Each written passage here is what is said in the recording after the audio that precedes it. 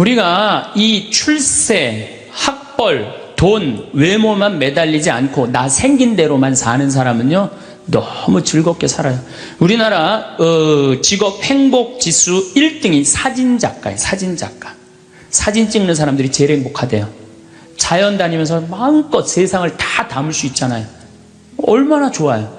그러니까 여러분들 내가 원하는 일을 지금부터 찾아서 하라는 거예요. 여러분들 쉽게 안 죽어요. 여러분들 앞으로 지금 50대신 분들 손 들어보세요. 50대신 분들 손 들어보세요. 나 50 넘었다. 여러분들 앞으로 60년 남아있어요. 60년 동안 밥 먹고 자고 이 일만 할 수 없어요. 내가 원하는 일을 하다 죽어야 돼. 원하는 일을 하다 죽어야 돼. 지금부터 그 일을 찾아 나서야지 여러분들 행복해요. 우리가 이 세상을 살면서 악마의 유혹에만 안 빠지면 세상 참 행복하게 살 수 있어요. 악마는 주로 우리 예수님한테 광야에서 했던 유혹처럼 돈에 대한 유혹, 빵에 대한 유혹, 절을 하면 권세와 영광을 준다는 이 권세와 영광에 대한 유혹, 그 다음에 하느님이 계실까 안 계실까 예루살렘 성전에서 뛰어내려 보라는 신앙의 유혹을 우린 늘 받고 살아요. 일생을 살면서. 아마 여기 계신 분들 중 그 유혹에 안 빠질 수 있는 분은 단 한 분도 없어요. 늘 빠져요. 근데 그 유혹을 극복할 수 있는 방법이 데살로니가 전서 5장 16절에 나와 있어요. 항상 기뻐하여라. 끊임없이 기도하여라. 어떤 처지에서든 감사하여라. 여러분들 어때요? 세상 사는 거 기쁘세요? 안 기쁘세요? 기뻐요? 근데 항상 기뻐요? 그게 문제예요. 성서에는 뭐라고 나왔어요? 항상 기쁘라고 그랬어요. 우리가 80평생을 산다고 보면은 일을 하는데 26년을 쓴대요. 일을 하는데 잠을 자는데 한 23년을 쓴대요. 그걸 밥 먹는데 6년을 쓴대요. 그 다음에 사람 기다리는데 6년을 쓴대요. 그리고 텔레비전 보는데 10년을 쓴대요. 근데 너무 기뻐갖고 막 웃으면서 그 기쁨을 만끽하는 거는 22시간 3분밖에 안 된대요. 80평생에. 항상 기쁜 게 아니야. 항상 기쁜 게. 근데 성서에는 항상 기쁘라고 그랬는데 우리는 22시간 3분밖에 안 기쁘단 말이에요. 여러분들 월세 살고 전세 살 때 꿈이 뭐예요? 나는 17평 아파트라도 내 이사 안 다니고 내 집 하나 가졌으면 원도 한도 없겠다. 그래갖고 정말로 열심히 돈을 모아갖고 17평짜리 아파트를 샀어. 방 2개짜리인데 너무 좋은 거야. 이제 이사 안 다녀도 되니까. 그래갖고 쓸고 닦고 그냥 그 방 2개 그냥 빛이 번쩍번쩍 나요. 그렇게 행복하게 사는데 갑자기 친구가 참이슬 아파트 32평짜리 아파트 이사간 친구가 나 이 32평 아파트 샀다고 집들이 한다고 오라고 그래갖고 그 집에 딱 갔는데 이런 우리 집 17평이 그 집 베란다에 들어가게 생긴 거야. 그때부터 기뻐요 안 기뻐요? 안 기뻐요. 이때부터 목표가 바뀌어요. 17평에서 뭘로 바뀌어요? 32평으로 바뀌어. 그래갖고 그냥 허리띠를 졸라매. 제일 만만한 게 뭐야? 교무금이야. 7만원 내던 거 그냥 3만원으로 딱 줄이고 열심히 그냥 한 10년을 모았어. 10년을 모았는데 모아갖고 경남 아파트 32평 샀어. 32평 사갖고 그냥 너무 행복한 거야. 근데 이 32평에는 안방에 샤워실도 있고 화장실도 있는 거예요. 온 세상을 다 얻은 것 같아. 그냥 너무 행복한데 아니 친구가 천당역 분당에 50평짜리 아파트 샀다고 초대를 하네. 거기 와보니까 우리 집 32평이 어디에 들어가게 생긴 거예요? 그 집 거실에 들어가게 생긴 거야. 우리가 이 세상을 살면서요 욕심을 부리다 보면은요 항상 기쁘지 않아요. 세상적인 욕심은요 채워도 끝이 없어요.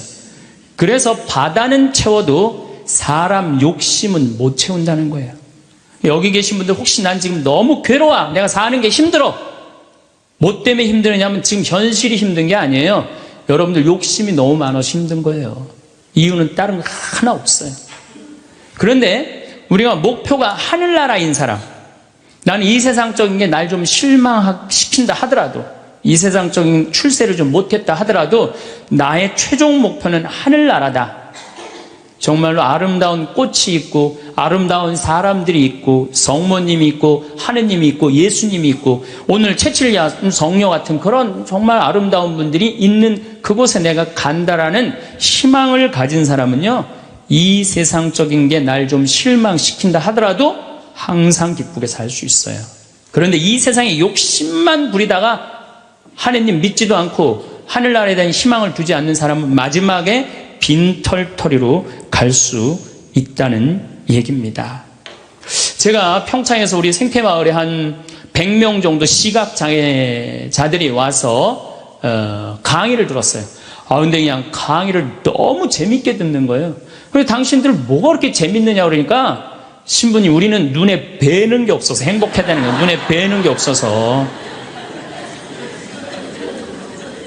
여러분들, 우리는요, 그분들은 눈에 뵈는 게 없어서 행복하다고 그러는데 우리는 왜 안 행복하냐면 너무 보는 게 많아서 불행한 거예요.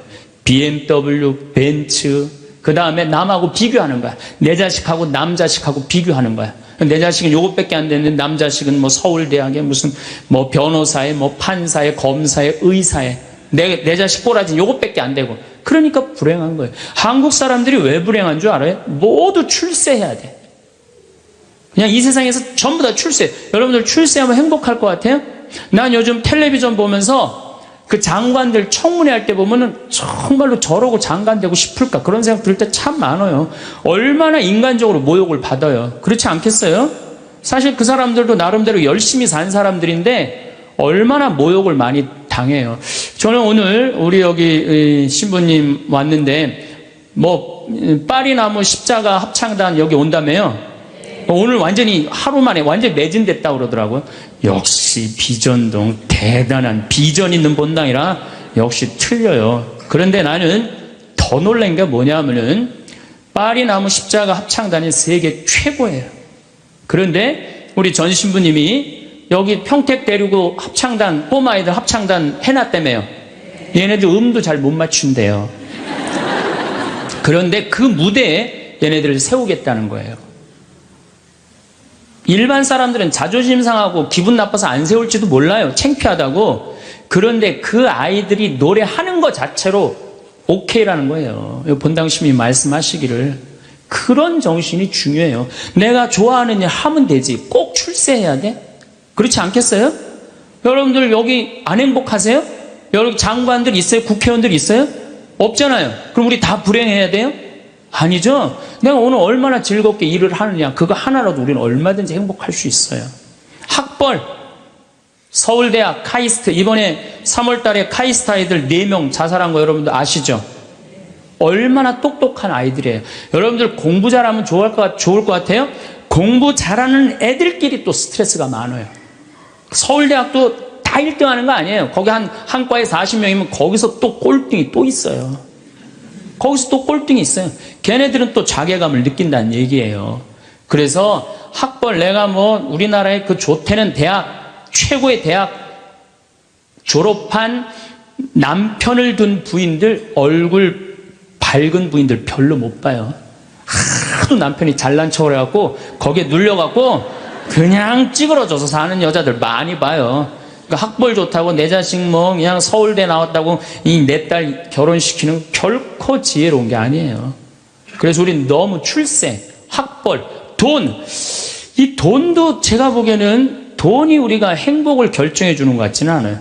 저는 요즘 뭐 이 입시철만 되면은 막 교수들이 막 돈 받고 그냥 부정입학 시키고 감옥에 들어가고 그 박사까지 돼서 교수까지 돼서 그 돈이 많으면요 더 많은 유혹에 빠지는 거예요.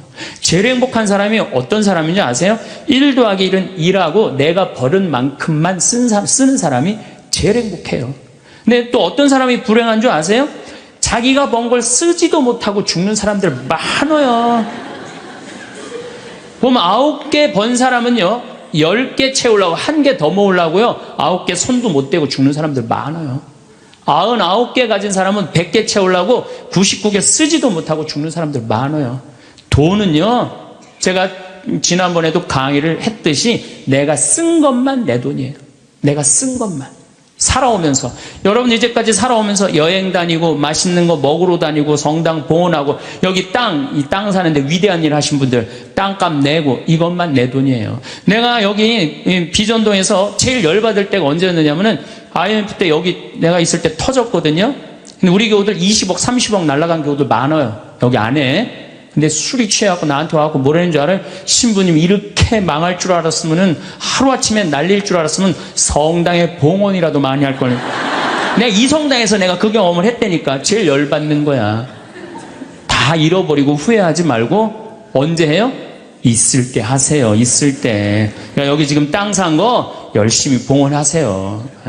돈이 나를 행복하게 하는 건 아니에요. 또 우리나라 사람들은 외모를 너무 따져. 외모를. 이 네 가지가 우리나라 사람들이 기쁘지 않는 이유 중에 하나래요. 그래갖고 그냥 텔레비전 보면 그냥 저는 요즘 나이를 먹어서 그런 게 아니라 연예인을 구분을 못 하겠어요. 다 그놈이 그놈 같고 그 여자가 그 여자 같아요. 다 똑같이 생겼어. 어떻게? 그런데 얼굴 잘생긴 남자들 여러분들 같이 살아보는 여기 자매님들 어때요? 속 끓어요 안 끓어요? 끓어요. 얼굴 남자 얼굴은요 그저 둥글둥글하니 투실투실하니 그냥 후덕한 그런 얼굴이 제일 좋은 거예요. 잘생겨봤자요 바람이나 피고 골치 아파요. 또 여자 얼굴 이쁘면은 그거 피곤해요. 이 남자 저 남자 찝쩍찝쩍 거려서. 얼굴은 그저 나같이 씹다 뱉은 수제비 같이 생긴 게 제일 좋은 거야. 제일 좋은 거예요. 우리가 이 출세, 학벌, 돈, 외모만 매달리지 않고 나 생긴 대로만 사는 사람은요 너무 즐겁게 살아요.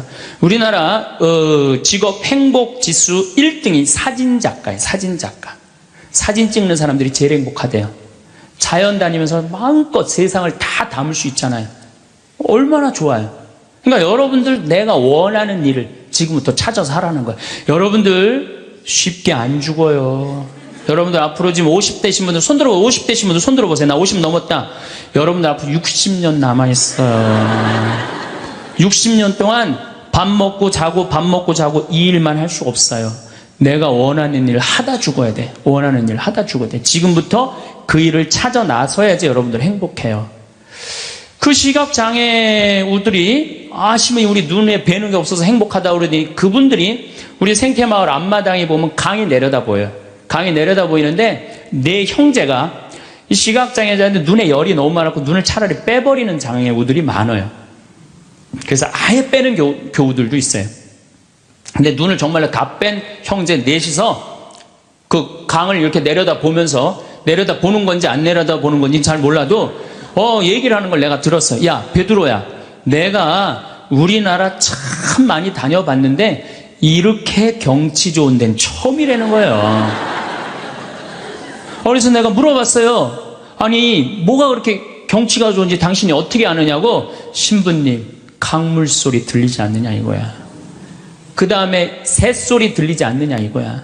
그 다음에 느티나무가 있는데 바람에 느티나무 흔들리는 소리 들리지 않느냐. 그 다음에 5월달에 꽃이 만발했는데 이 꽃 향기 미친다는 거. 맑은 공기에.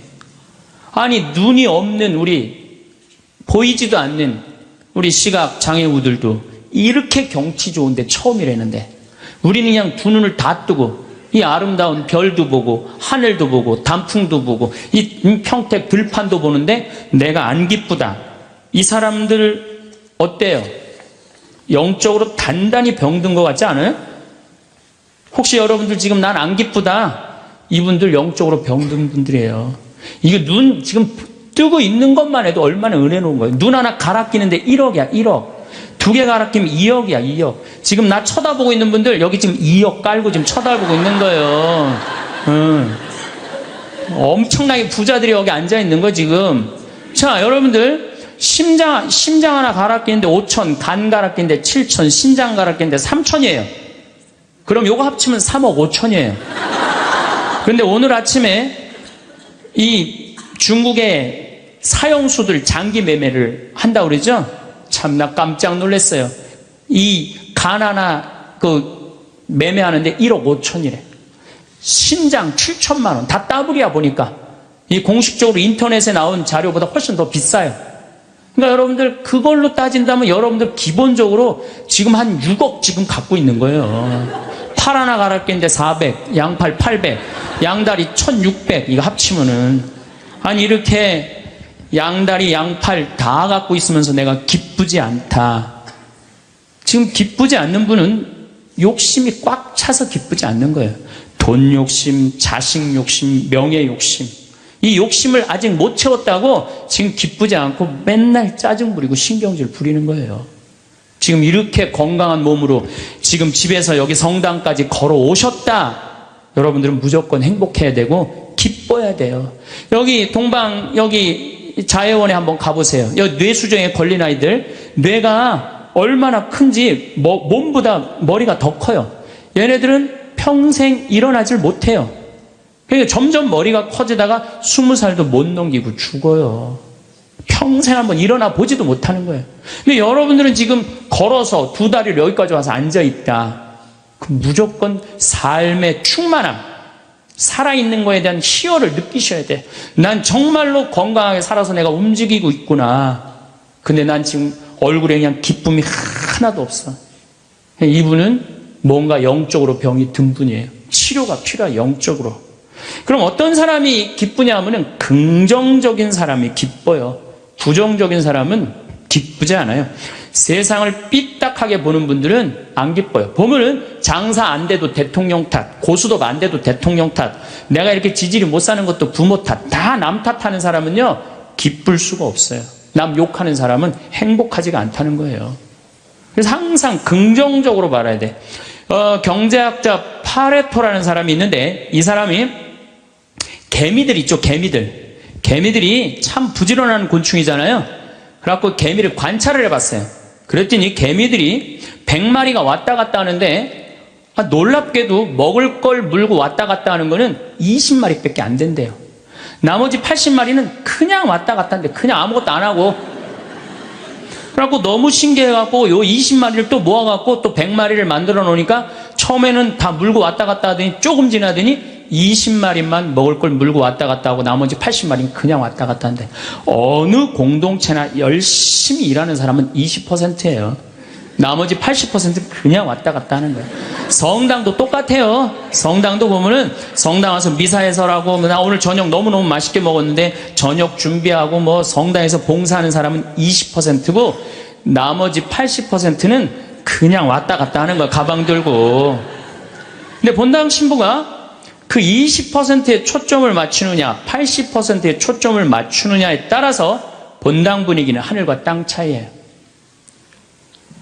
80% 그냥 왔다 갔다 하는 사람 맨날 욕해. 당신들 그래갖고 천당 가겠느냐, 당신들 그렇게 살아서 예수님한테 상 받겠느냐, 맨날 욕먹어. 그러면 20% 열심한 20%가 무슨 생각을 하냐면 나는 뭐야? 난 정말 집안일도 다 뒤로 하고 하느님 일 이렇게 열심히 하는데 칭찬 한 번도 받은 적이 없어. 그럼 그 사람들 기운 빠져요. 성당 분위기 쫙 떨어지는 거예요. 그런데 그 20% 당신들 때문에 우리 성당 움직인다. 당신들은 하느님이 보내준 천사다. 정말로 고맙다. 이러면 20%가 으쌰으쌰 해갖고 신나게 움직이면은 나머지 80%도 얼떨결에 따라오는 거예요. 이게 바로 성당 분위기예요. 긍정적인 면을 강조하느냐 부정적인 면을 강조하느냐 엄청난 차이가 나요. 여러분들 남편들 100% 마음에 들어서 데리고 살아요? 한 20%만 마음에 들어도 데리고 사는 거예요. 술은 안 먹지 않느냐, 때리지는 않지 않느냐, 월급은 제때제때 갖다 주지 않느냐. 만약에 마음에 안 드는 80%만 맨날 말하면요 그 부분은 못 살아요. 긍정적인 걸 보는 거 중요한 거예요. 내가 여기 비전동에 5년 있다가 경기도 광주 능평성당이라는 데를 갔어요. 저 개인적으로는 이 비전동이 사실은 우리 수원교구에서도 최고의 본당이라고 자부를 해요. 교우들도 정말로 착하고 말 잘 듣고. 근데 딱 갔더니 여기는 우리 박건순 신부님이 딱 저조소 했는데 거기 가보니까 아무것도 없어. 그냥 성당은 천막에다가 옆은 콘테이너에다가 바닥은 맨 흙이야. 그게 그냥 바닥에 흙에서 막 원추리 붓꽃이 막 피는 거야. 제대 꽃꽂이가 필요 없어. 알아서 펴주니까. 갔는데 분당 요한성당에서 500명을 주고 경기도 광주에서 100명을 주고 경기도 죽전성당에서 150명을 줬어요. 750명이야. 딱 갔는데 안 그래도 성당도 허접한데 아니 그 죽전에 사는 그 교우들이 우리 쪽으로 주교님이 발령을 냈단 말이에요. 이제 능평성당으로 가라고. 근데 거기서 전화가 왔어요. 교우들이. 신부님, 우리가 이제까지 죽전성당 짓느냐고 그렇게 애를 썼는데 또 신설성당으로 우리 집으로 가라고 그러더니 이 말이 됩니까? 자기네들끼리 회의를 했는데 안 오기로 결정을 했대요. 자, 제가 그 안 온다는 150명하고 싸웠을 것 같아요? 안 싸웠을 것 같아요? 안 싸웠어요. 왜? 그분들 와봤자 더 골치 아파요. 더 골치 아파요. 그래서 오지 말으라고 그랬어요. 근데 나한테 600명이야. 근데 우리 이 능평성당은 이 버스를 타고 이 능평 교우들이 분당으로 나가면은요, 버스 한 번이면 가요. 근데 우리 성당으로 오려면 2번을 갈아타야 돼. 그러니까 교우들이 다 분당으로 나가는 거예요. 미사 참여에 이제 딱 150명이 오는 거, 150명이 주일날. 내가 여기 떠날 때 주일날 여기 1700명이 왔거든요. 내가 막 떠날 때 여기가 주일날. 1700명 맨날 하다가 150명 오니까 이건 사람도 아닌 거예요. 숫자가. 너무 좋더라고요. 그래갖고 미사 딱 11시 미사 한 대. 한 대니까 미사 끝나면 맨날 돼지를 한 마리씩 잡는 거예요. 하고 맨날 돼지를 먹는 거예요. 맨날. 내가 내면 총회장이 내고, 총회장이 내면 부회장이 내고 돌아가면서. 그때는 돼지가 한 마리에 15만 원밖에 안 했거든요. 그래도 내가 가정방문 다니면 막 개 키우는 집에 있으면 뭐 이런 걸 키우냐고 먹자고 그냥. 잘 아실 거예요. 내가 얼마나 좋아하는지. 그래갖고 그냥 맨날 성당 마당에서 불을 지펴놓고 맨날 먹는 거야. 그런데 놀랍게도 우리 성당 마당이 분당으로 나가면은요, 마당이 보여요. 그 분당 미사 참여 나가는 교우들이 맨날 성당 마당에서 그냥 불이 지글지글 일어난단 말이야. 저게 뭔가 하고 교우들이 자꾸 하나 둘씩 오기 시작하는 거야. 점점 교우들이 느는 거예요. 근데 이 1년이 지났는데 죽전에서 안 오겠다는 교우들이 전화가 왔어요. 자기네들이 회의를 했는데 오기로 결정을 했대요.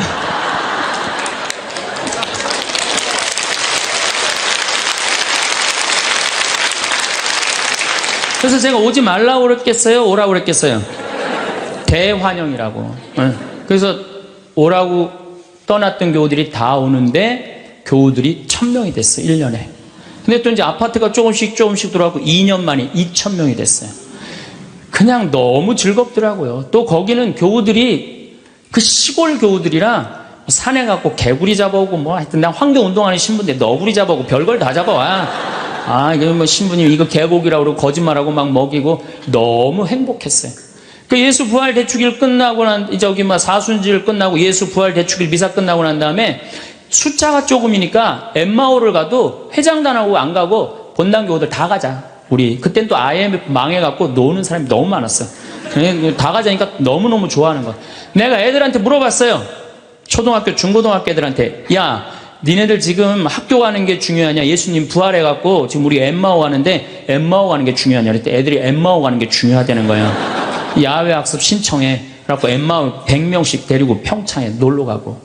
너무너무 즐거운 거예요. 점점 즐거운 거. 교우들이 3년째 됐는데 성당을 자꾸 짓재는 거예요. 이제 교우가 2000명으로 늘어나니까. 나는 안 짓는다. 얼마나 아름다우냐. 그냥 땅바닥에서 그냥 원추리 붓고 피고 그러는데. 아니, 짓재는 거예요. 그럼 저 보자. 그래갖고 3년 9월에 시작해갖고 4년 부활절 입당을 했어요. 7개월 만에 성당을 줬어요. 7개월 만에. 우리 교우들이 봉헌식 하는 날, 또 봉헌식 하는 날도 내가 초등학교 애들한테 물어봤어요. 얘들아, 지금 하느님 집이 젖었는데 학교가 중요하냐? 성당 봉헌하는 게 중요하냐? 성당 봉헌하는 게 중요하대요. 그래서 니네들 오후 2시에 봉헌 쉬니까 오전에 학교 갔다가 조퇴 다 하고 와라. 애들이 조퇴하고 100명이 왔어. 100명이. 수요일날 봉헌식을 했는데. 그 교우들이 그래. 우리가 언제 이렇게 성당을 줘서 봉헌을 했느냐고.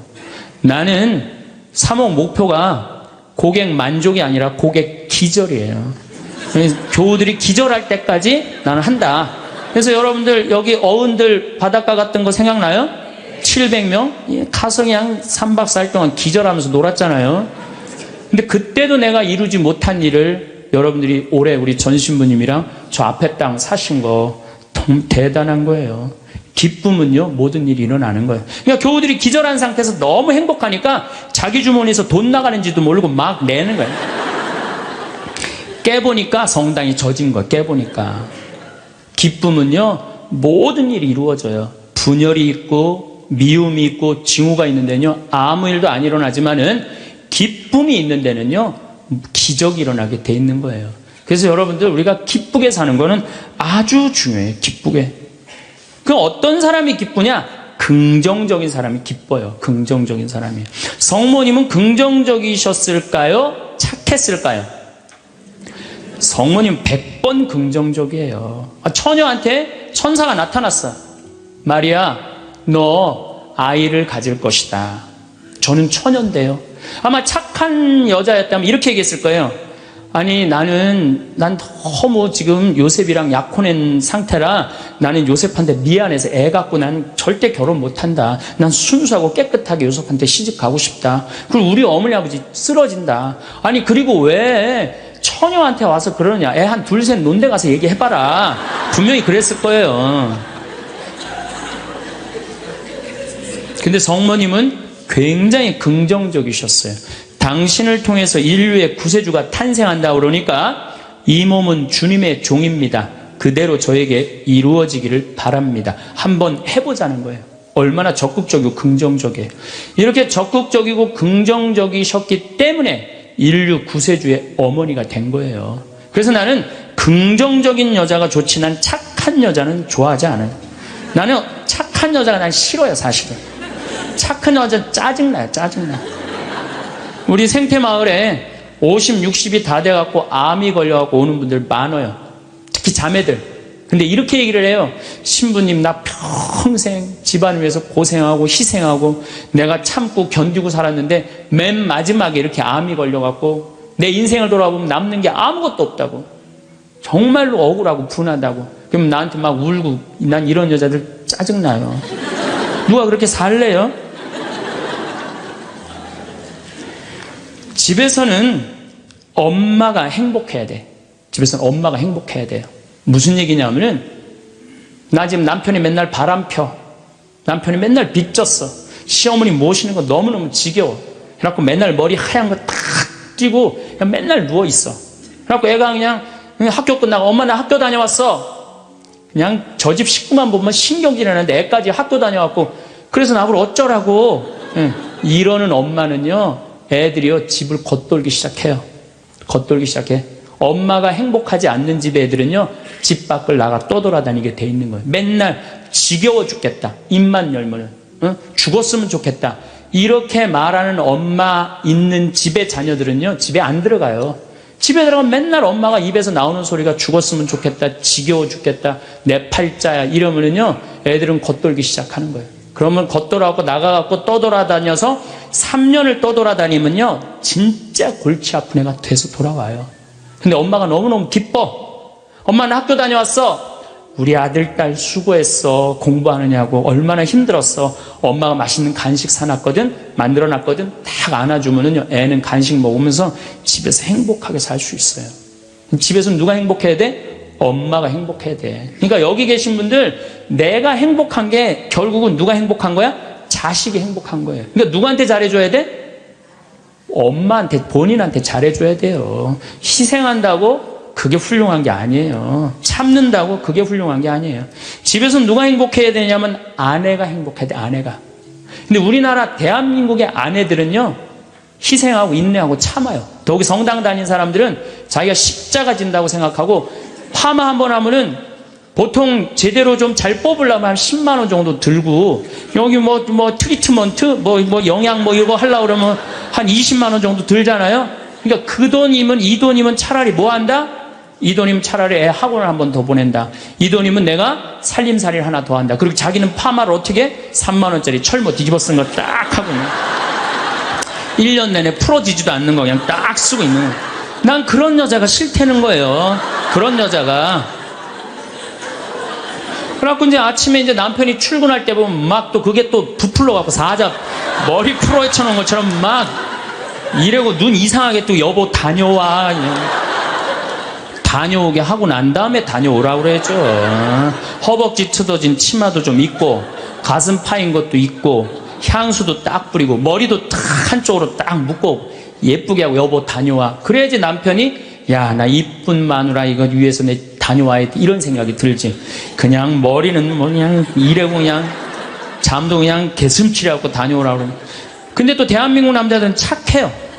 또 다녀오랜다고 저녁에 여보 나 다녀왔어. 근데 아직도 사자머리를 하고 그냥. 여러분들, 우리 평창에 읍내에 룸사롱이 있어요. 근데 룸사롱이 있는데 내가 오후 2시에 목욕을 갈 때가 있어요. 근데 우리 평창 목욕탕이 읍내에도 있지만 이 동네에 떨어진 목욕탕이 하나 있어요. 그 목욕탕에서는 봉고를 운영을 해요. 시골 사람들 42개리가 있거든요. 그러니까 시골 사람들이 목욕하려고 그러면 전화하면 봉고 가서 데리고 와요. 근데 거기 아가씨들도 전화하면 우리 그 목욕탕이 봉고를 가지고 데리고 와요. 내가 목욕 2시에 갈 때 그 아가씨들이 같이 봉고를 타고 들어올 때가 있어요. 내릴 때 보면은요, 정말로 저런 여자들하고 무슨 술 마시나 갖고 술을 먹을까 이런 생각이 들어요. 하여튼 밤새 술 먹고 그래서 겨우 이제 정신 차리고 나오니까 이상하잖아요. 나도 이제 목욕탕 들어오고 그 아가씨들도 목욕탕 들어가. 그런데 목욕이 끝나고 그 아가씨들이 꾸미고 나오면요, 들어갔던 아가씨들이 아니에요. 얼마나 예쁜지요. 술이 확 땡긴다니까 그 아가씨들 보면은. 여기 계신 여러분들도 본인한테 조금만 투자하면은, 본인을 조금만 가꾸면은 참 예쁠 거예요. 근데 자기 무슨 군인이야? 철모 딱 쓰고 옷도 1년 내내 그냥. 지금도 내가 분명히 여기 방송 촬영한다고 그랬는데 다 까만 옷 입고 왔어. 좀 이쁜 옷 좀 입고 오라고 그랬더니 그 누가 이 보면은 좋겠어요. 결코 그게 잘하는 게 아니에요. 자기한테 투자하는 게 누구를 기쁘게 해주는 거냐면 자식하고 남편을 기쁘게 해주는 거야. 내가 결혼 20년이 됐어. 내가 자식 생일 차려주고 남편 생일 차려주고 시부모 생일 다 차려줬어.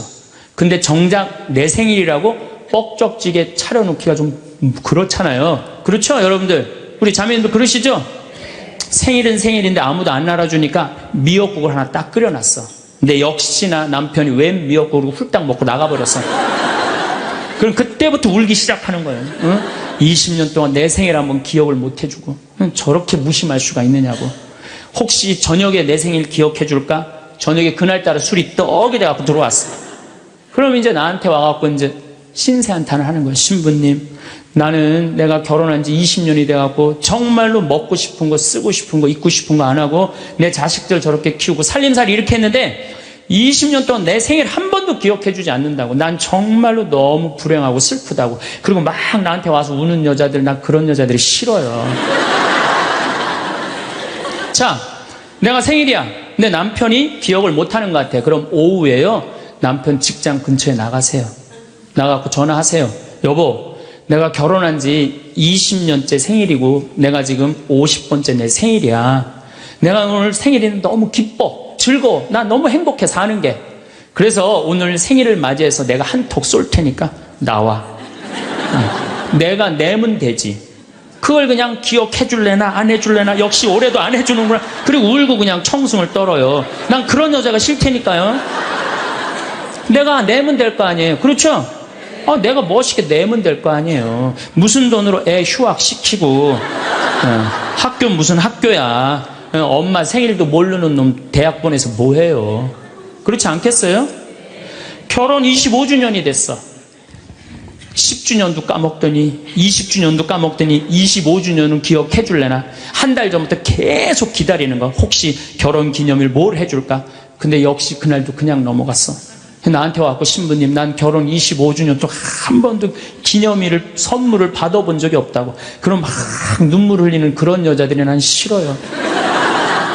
결혼 25주년인데 남편이 기억을 못하는 것 같다. 그럼 어떻게 하시면 돼요? 여보, 내 결혼 25주년인데 이번에 제주도가 7대 경관으로 뽑혔대. 내가 예약해놨거든. 일주일 동안 다 다음 주 휴학 휴가 내. 같이 갔다 오자. 내가 내면 되지. 내가 내면 되지 않겠어요? 근데 자기를 위해서 투자하는 걸 나쁘다고 생각해요. 그리고 20년 동안 인상을 쓰고 사는 거예요. 그리고 그 집을 전부 어둡게 만드는 거예요.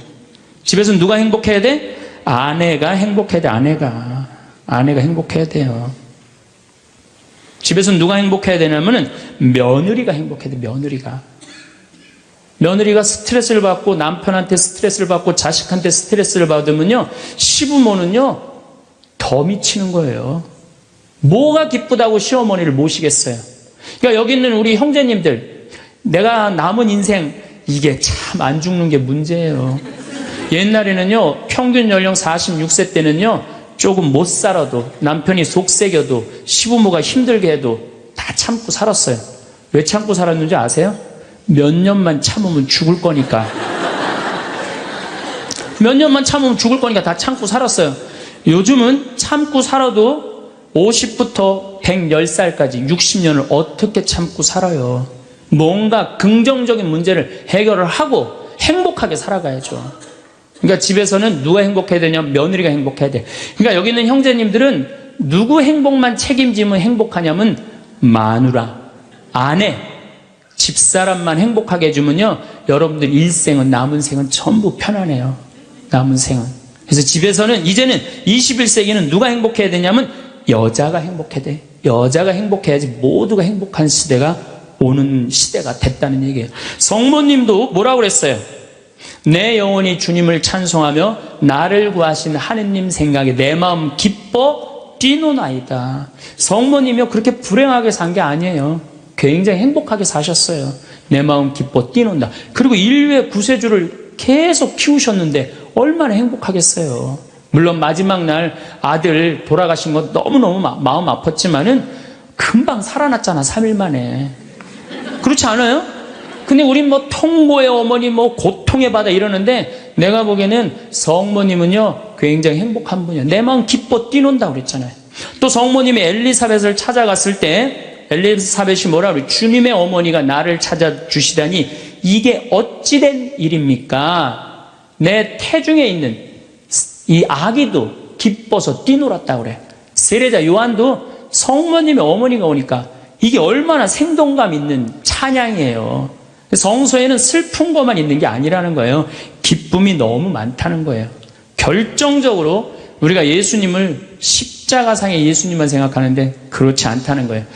요한복음 13장에 보면 예수님이 제자들의 발을 씻어줘요. 발을 씻어주고 난 다음에 마지막 유언을 해요. 뭐라고 유언을 하냐면은 나는 포도나무요 너희는 가지로다.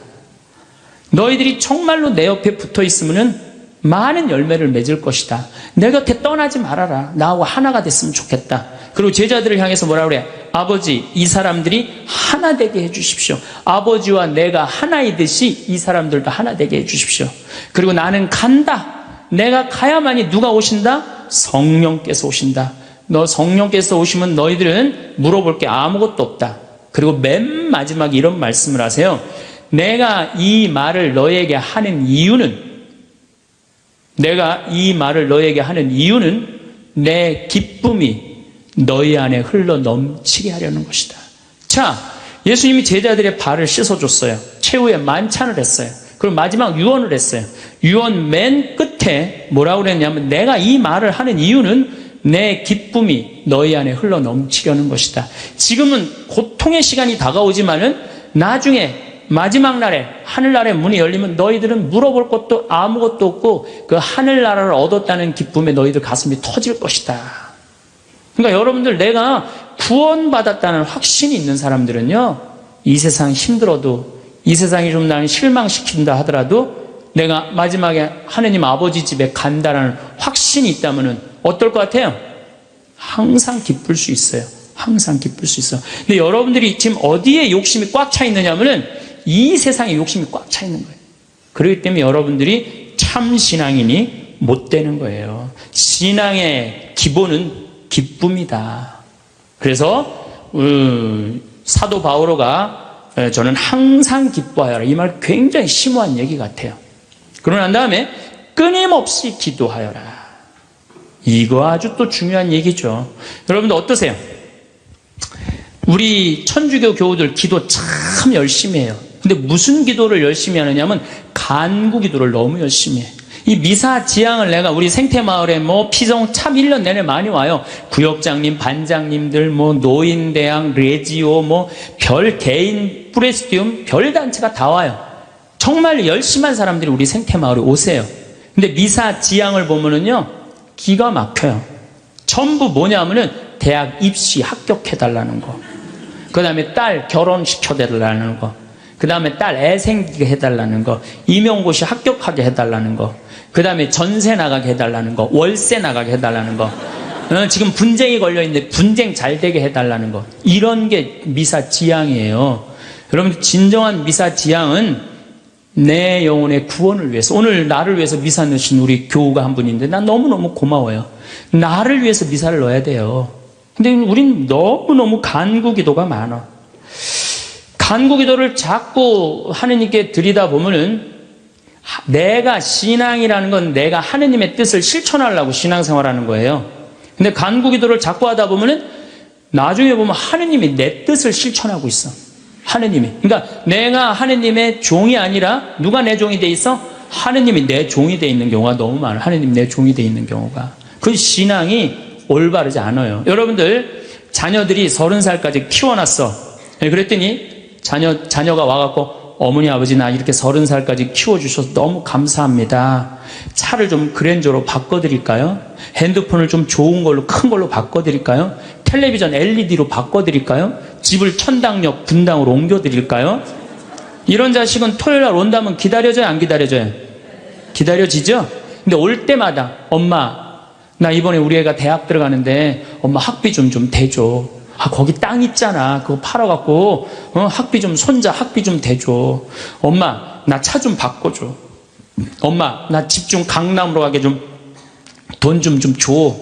맨날 올 때마다 징징거리면서 달라고 그러는 자식. 엄마 나 토요일날 집에 갈게. 그럼 무서워요, 안 무서워요? 무섭죠? 하느님도 똑같아요. 이렇게 하면 눈 두 개 콧구멍 두 개 그냥 다 주셨는데, 여러분들이 묵주기도 9일기도 책 딱 펼치고 묵주 딱 붙잡으면요, 하느님이 깜짝 놀라는 거야. 이번 때 뭘 달라고 저게 또 9일기도 시작하나. 그렇게 많이 줬는데 헌금이나 많이 하면서 달라면 내가 이해를 해. 여러분들 1,000원짜리하고 10,000원짜리가 길 가다가 만났대요.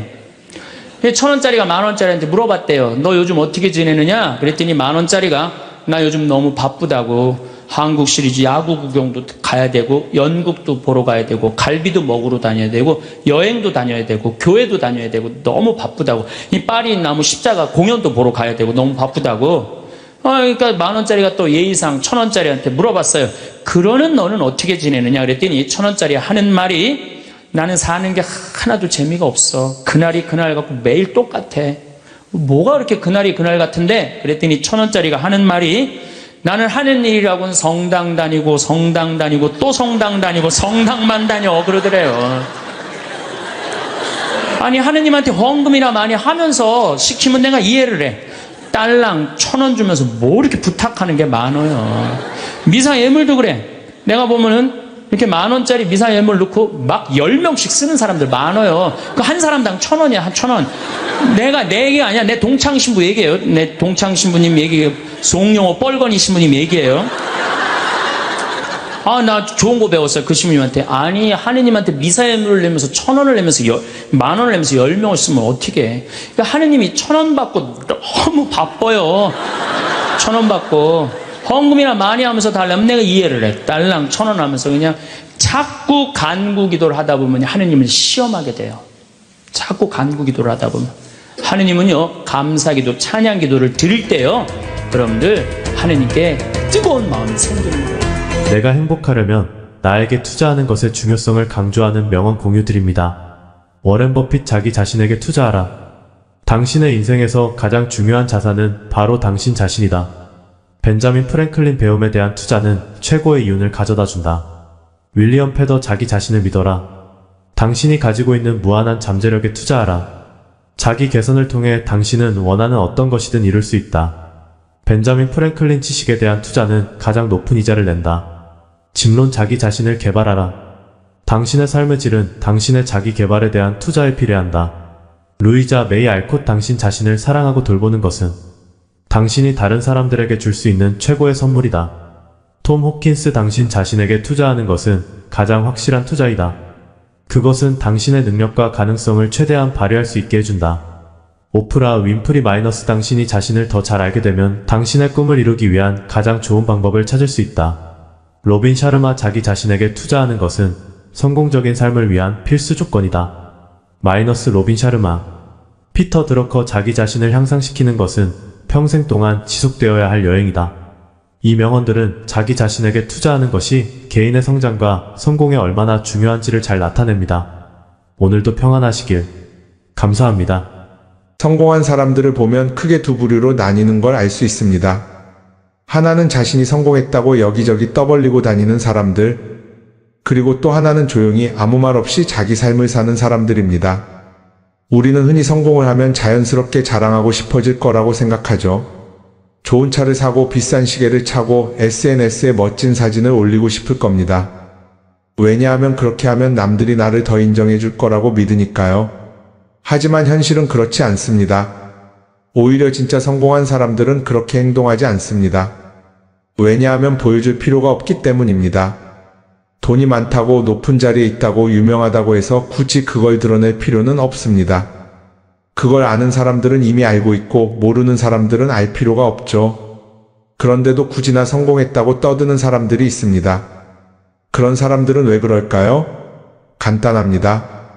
그 사람들은 사실 그렇게까지 성공한 게 아니기 때문입니다. 우리는 종종 SNS에서 성공한 사람들을 봅니다. 해외여행을 가고 고급 레스토랑에서 밥을 먹고 멋진 차를 타고 다니는 모습? 그런데 가만히 보면 그런 걸 보여주는 사람들은 언제나 뭔가를 팔고 있습니다. 강의를 팔든 자기 브랜드를 홍보하든 아니면 단순히 자기 자존감을 유지하려고 하든 간에 결국 목적이 있는 거죠. 진짜 부자들은 그렇게 하지 않습니다. 오히려 조용히 아무도 모르게 자기 일을 합니다. 왜냐하면 자랑해서 얻을 게 없기 때문입니다. 오히려 괜히 잘난 척했다가 사람들에게 이용당하거나 시기와 질투를 받거나 쓸데없는 오해를 사는 게 더 피곤합니다. 이건 단순한 돈 이야기가 아닙니다. 사회적인 성공을 이룬 사람들도 마찬가지입니다. 진짜 실력 있는 사람들은 자기 실력을 굳이 떠벌리지 않습니다. 왜냐하면 그럴 필요가 없으니까요. We were in love that never meant to stay. Some things are real, even when they fade.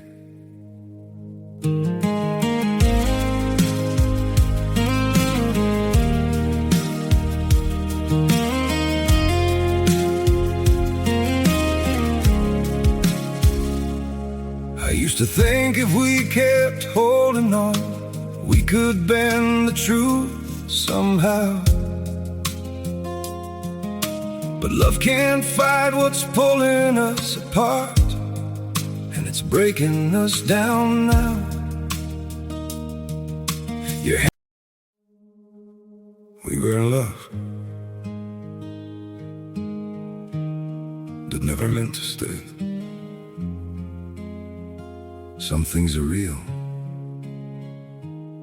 even when they fade.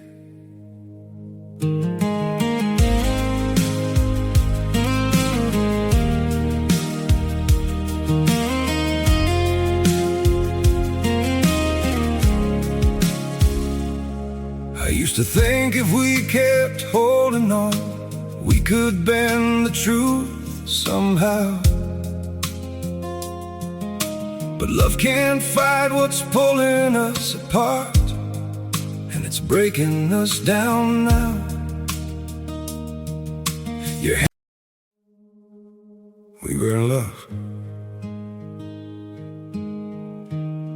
that never meant to stay. Some things are real, even when they fade.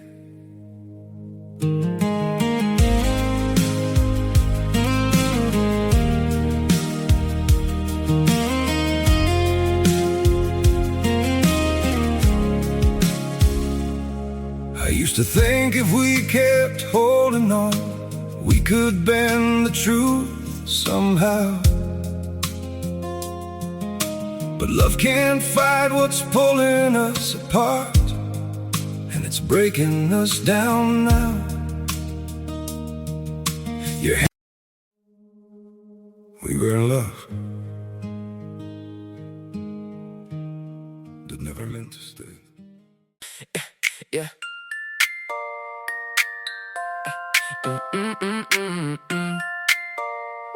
Yeah. You left your name on my screen, like a bruise in a white t-shirt. I kept your hoodie in the chair. Now the room still feels like your turn. I act cool, but I don't when your text hits like rain. I say I'm fine way too fast, and I say it again. Yeah. Say you meant it, if you meant it. Don't keep me hanging on a wire. I was good till you call my bluff. Now I'm all lit up inside. Call me back, call me back. Don't leave me in the dark. Call me back, call me back. You still know who you are. If you want me, say it now. Say it loud, say it loud. Call me back before I burn it down. Call me back. I saw your friends at the store.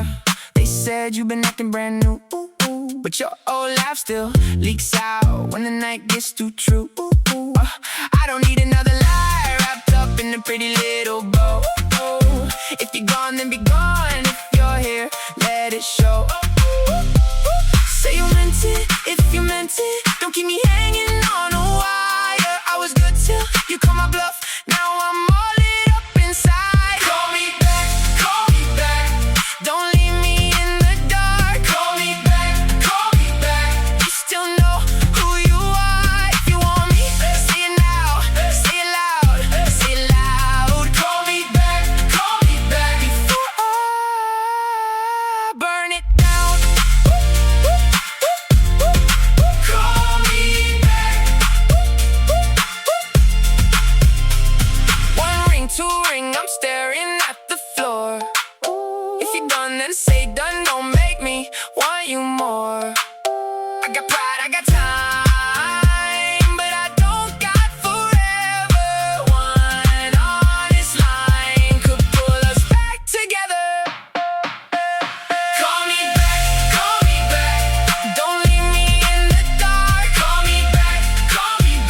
You still know who you are. If you want me, say it loud, say it loud, say it loud. Call me back before I burn it down. Call me back. 자기 분야에서 최고라면 사람들이 먼저 알아서 찾아옵니다. 반대로 실력이 부족한 사람일수록 자기를 포장하려고 애씁니다. 우리가 흔히 듣는 말이 있죠. 빈수레가 요란하다. 이 말이 괜히 있는 게 아닙니다. 정말 내실이 있는 사람들은 굳이 시끄럽게 굴지 않습니다. 반대로 겉만 번지르르한 사람들은 자기가 얼마나 대단한지 떠들고 다닙니다. 이걸 좀 더 현실적인 예로 들어볼까요? 동창회에 나가면 꼭 이런 사람이 있습니다. 옛날에는 별거 아니었는데 갑자기 잘 됐다고 나타나서 자기가 얼마나 성공했는지 자랑하는 사람. 처음에는 다들 와 대단하다 하고 들어주지만 시간이 지나면 어떨까요? 대부분 속으로 이렇게 생각할 겁니다. 저 사람 뭐 저렇게까지 티를 내? 결국 그런 사람은 점점 멀어지게 됩니다. 반면에 정말 성공한 사람들은 조용합니다. 굳이 자기가 어떻게 살고 있는지 설명하지 않죠. 그런 사람들은 오히려 주변에서 먼저 알아보고 자연스럽게 존경을 받습니다. 그게 진짜 성공입니다. 그럼 우리는 어떻게 해야 할까요? 내가 뭔가를 이루었을 때 굳이 남들에게 알릴 필요가 있을까요? 물론 가까운 사람들에게 좋은 소식을 전하는 건 좋습니다. 하지만 굳이 모든 사람들에게 나 이렇게 잘 살고 있어요 하고 알릴 필요는 없습니다. 그런 행동은 결국 나에게 득이 되지 않습니다. 성공이라는 건 원래 조용한 겁니다. 내가 잘 되고 있으면 주변 사람들이 자연스럽게 알게 됩니다.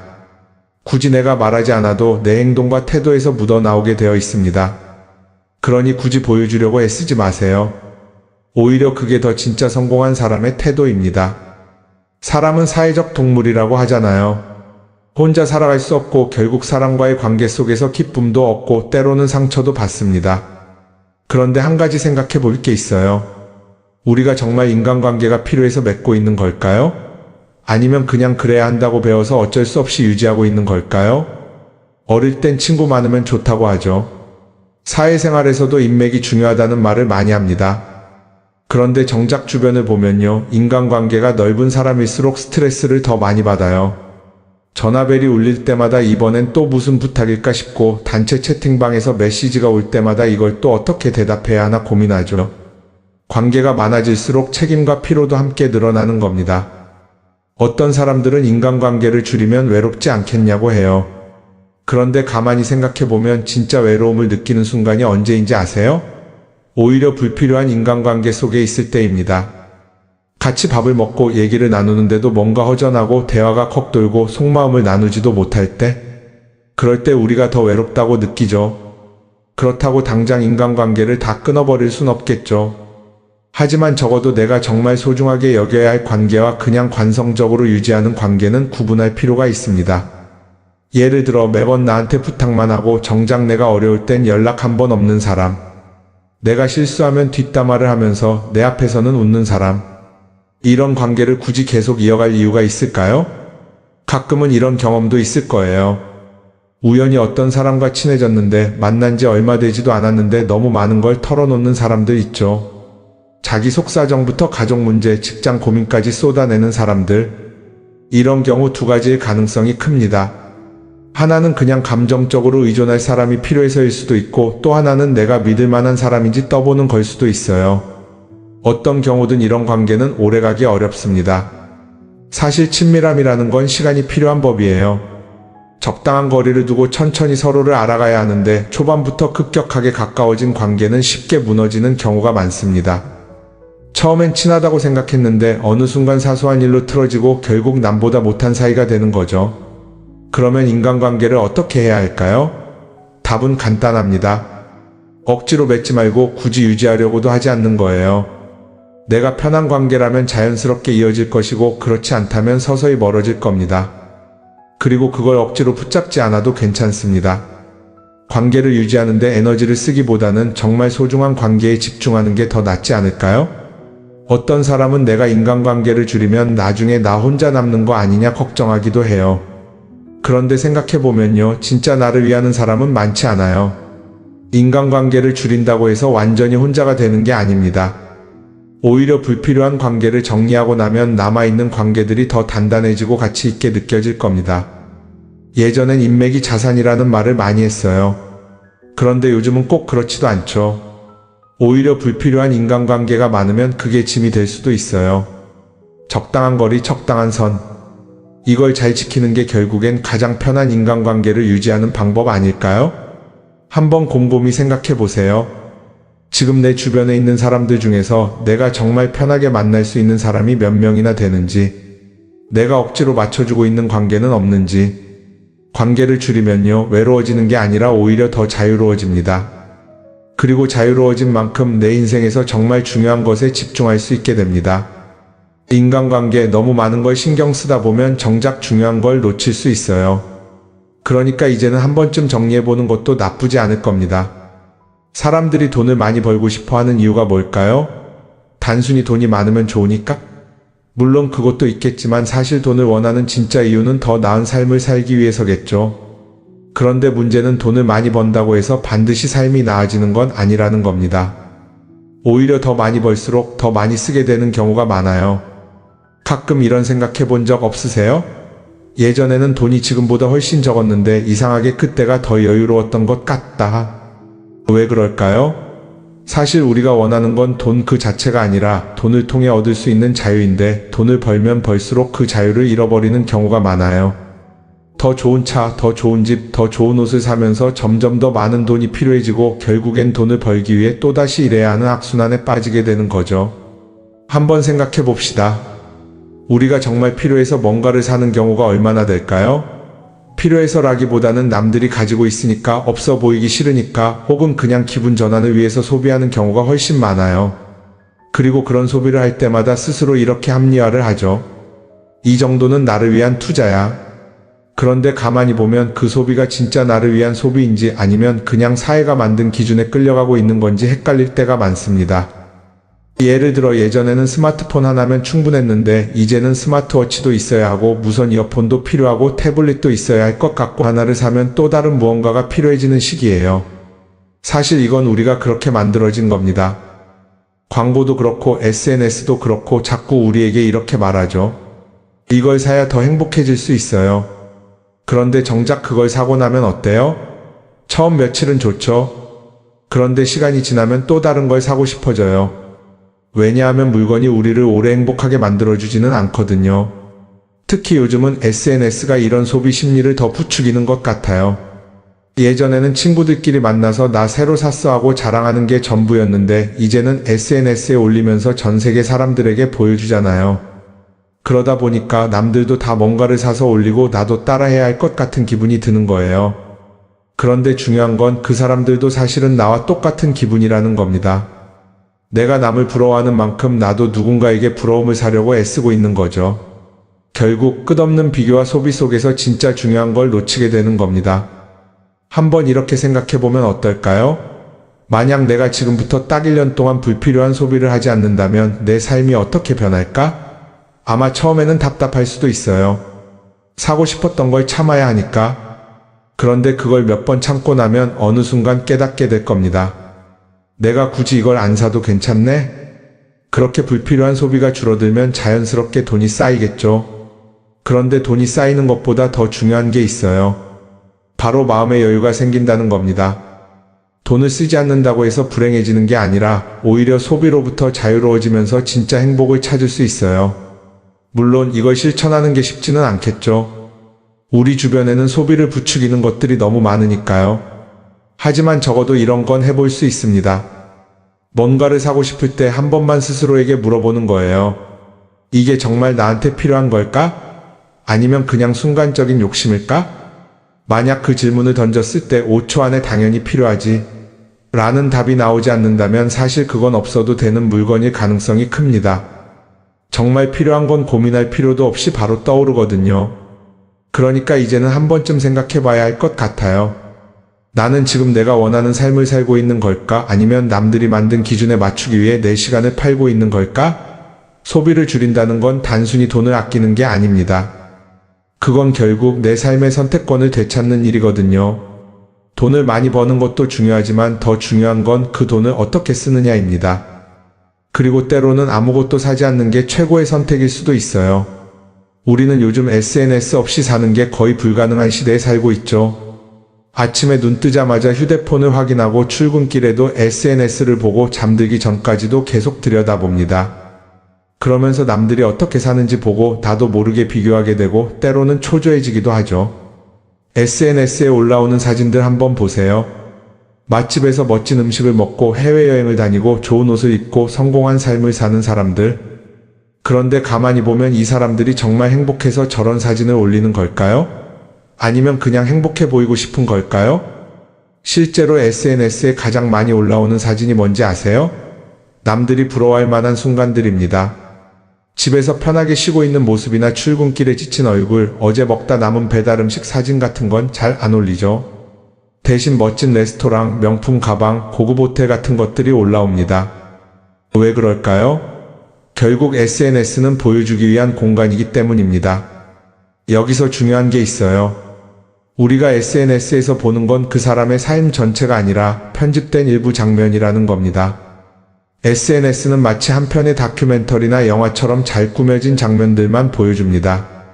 그런데도 우리는 그걸 보면서 아, 저 사람은 나보다 더 행복하구나 하고 착각하죠. 예를 들어 SNS에서 한 친구가 해외여행을 가서 아름다운 풍경을 찍어 올렸다고 해볼게요. 우리는 그걸 보면서 부럽다, 나도 저렇게 살고 싶다라고 생각하겠죠. 그런데 정작 그 친구는 사진을 찍고 나서도 일 때문에 스트레스를 받고 있을 수도 있고 여행 비용을 감당하느라 카드가 걱정을 하고 있을 수도 있습니다. 그 부분은 우리는 알 수가 없죠. 그런데 문제는 이렇게 남들과 비교하는 습관이 쌓이면 결국 내 삶이 초라하게 느껴진다는 겁니다. 원래는 그냥 조용히 살아도 괜찮았는데 SNS를 보고 나면 나만 뒤처지는 것 같고 뭔가를 더 해야 할 것 같고 괜히 불안해지죠. SNS는 기본적으로 사람들의 비교 심리를 자극합니다. 남들이 가진 걸 나도 갖고 싶게 만들고 남들이 하는 걸 나도 해야 할 것 같은 기분이 들게 만들죠. 그러다 보니 필요하지도 않은 걸 사게 되고 무리해서라도 화려한 곳에 가게 되고 남들에게 보여주기 위해 사는 삶을 살게 됩니다. 그럼 어떻게 해야 할까요? 사실 정답은 간단합니다. SNS에서 보이는 것들을 고지고대로 믿지 않는 것입니다. 그리고 더 중요한 건 남과 비교하는 걸 멈추는 것이에요. 어떤 사람이 비싼 차를 타고 다닌다고 해서 그 사람이 꼭 행복한 건 아닙니다. 좋은 차를 타고 다니지만 밤마다 사업 걱정에 잠 못 이루는 사람도 많아요. 반대로 대중교통을 이용하지만 마음 편하게 사는 사람도 있죠. 결국 행복은 보이는 것이 아니라 느끼는 것입니다. SNS를 덜 보면 덜 불행해진다는 연구 결과도 있어요. 하루 종일 남의 삶을 보면서 비교하는 시간을 줄이면 내 삶에 집중할 수 있는 시간이 많아지는 겁니다. SNS를 완전히 끊을 필요는 없지만 최소한 그 안에 있는 것들이 전부 진짜라고 생각하지 않는 태도는 필요합니다. 우리는 누구나 자신만의 속도로 살아가고 있어요. 남들은 남들대로 사는 거고 나는 나대로 살면 됩니다. SNS에서 남들의 화려한 모습을 볼 때마다 한 번쯤 이렇게 생각해 보세요. 이건 그 사람이 보여주고 싶은 삶일 뿐이다. 그러면 조금은 편해질 겁니다. 사람들은 다들 자기 인생을 살아간다고 생각하죠. 그런데 가만 보면 정말 자기 인생을 사는 사람이 얼마나 될까요? 많은 사람들이 사실은 남이 만들어 놓은 기준에 맞춰서 살고 있어요. 좋은 대학, 좋은 직장, 좋은 차, 좋은 집. 다들 이런 걸 목표로 삼지만 정작 내가 원하는 삶이 뭔지 깊이 생각해 본 적이 없는 경우가 많아요. 이건 어릴 때부터 교육받아온 방식과도 관련이 있어요. 우리는 어릴 때부터 이렇게 살아야 한다는 틀 안에서 자라죠. 공부 열심히 해서 좋은 성적을 받아야 하고 좋은 직장을 가져야 하고 결혼도 적당한 때에 해야 하고 마치 인생이 정해진 수순이라도 있는 것처럼요. 그러다 보니 나 스스로 정말 원하는 걸 고민하기보다는 그냥 남들이 정해놓은 목표를 따라가게 돼요. 그런데 이렇게 남의 기준에 맞춰서 살다 보면 어느 순간 공허함을 느끼게 됩니다. 이게 정말 내가 원했던 삶인가? 하는 의문이 들 때가 오죠. 어릴 땐 성적이 목표였고 사회에 나와서는 연봉이 목표였고 결혼하고 나서는 아이 교육이 목표였는데 그 목표를 이루고 나면 허무한 거예요. 계속 뭔가를 이루긴 했는데 정작 나는 어디에 있는지 모르겠는 거죠. 진짜 중요한 건 내가 원하는 게 뭔지를 아는 것이에요. 그런데 이게 쉽지 않죠. 오랫동안 남의 기준대로 살아왔기 때문에 막상 내가 정말 원하는 게 뭐지? 하고 물어보면 선뜻 대답하기 어려운 경우가 많아요. 하지만 이 질문을 하지 않으면 우리는 평생 남이 정한 기준 속에서 살게 됩니다. 그럼 어떻게 해야 할까요? 첫 번째로 필요한 건 내가 왜 이런 생각을 하게 됐는지 스스로 점검하는 거예요. 예를 들어 내가 비싼 차를 사고 싶다고 생각한다면 그게 정말 내 필요 때문인지 아니면 남들에게 잘 보이기 위해서인지 한번 따져봐야 해요. 만약 남들이 나를 어떻게 볼까 하는 게 더 중요하다면 그건 내 기준이 아니라 사회가 만들어 놓은 기준일 가능성이 큽니다. 두 번째는 다른 사람의 의견에 휘둘리지 않는 연습을 하는 거예요. 우리는 살아가면서 끊임없이 남들의 평가를 받죠. 그 나이에 그런 걸 시작한다고? 지금 그게 가능하겠어? 이런 말들이 우리를 흔들어 놓습니다. 그런데 그런 말에 신경 쓰다 보면 결국 아무것도 하지 못하게 돼요. 중요한 건 남들이 뭐라고 하든 내가 결정하는 거예요. 물론 남의 조언을 들을 수도 있고 참고할 수도 있죠. 하지만 최종 결정은 항상 내 몫이어야 합니다. 내가 결정하고 내가 책임지는 거. 그렇게 해야 내 삶을 온전히 내 것으로 만들 수 있어요. 세 번째는 내가 한 선택에 책임지는 자세를 가지는 거예요. 많은 사람들이 무언가를 선택하고 나서도 후회하죠. 괜히 이걸 했나? 이 선택이 잘못된 건 아닐까?